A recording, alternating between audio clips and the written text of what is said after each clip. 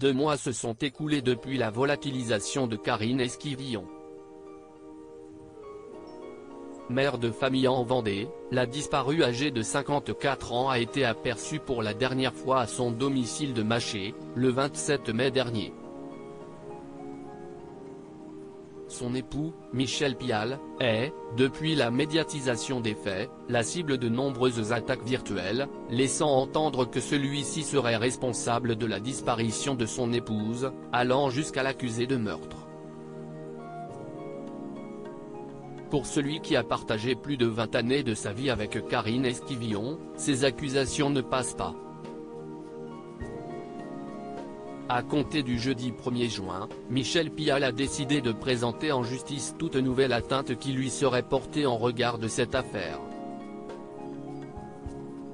Maître Horry, qui assure la défense de Michel Pial, a d'ailleurs indiqué aux Parisiens que certains des auteurs de ces messages haineux ont déjà été identifiés et seront visés prochainement par une plainte pénale. L'époux de Karine Esquivillon a donné la consigne à son avocat de systématiquement déposer plainte. Car ces attaques ne font qu'alourdir l'épreuve, déjà difficile, que traverse ce père de famille et ses enfants. En plus de l'inquiétude causée par la disparition de celle qui est à la fois épouse et mère, les proches de Karine Esquivillon doivent gérer ces attaques incessantes. Toujours pour le Parisien, Horry a qualifié ces actes de particulièrement odieux dans le contexte que la famille traverse actuellement. Un contexte familial atypique si Karine Esquivillon et Michel Pial partagent le même toit depuis plus de 20 ans, ceux-ci sont pourtant séparés depuis 3 ou 4 ans.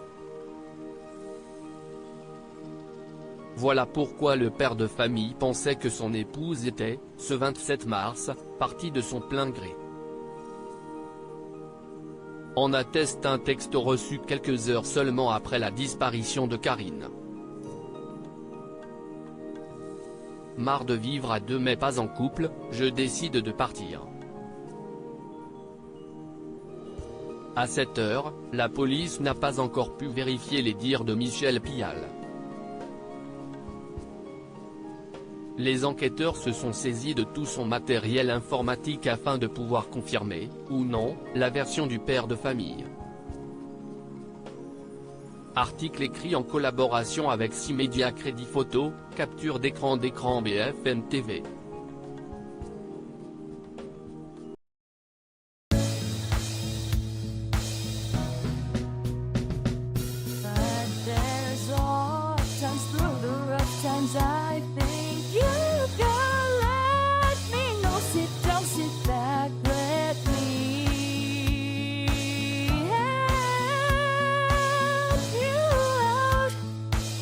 Step, I gotta see.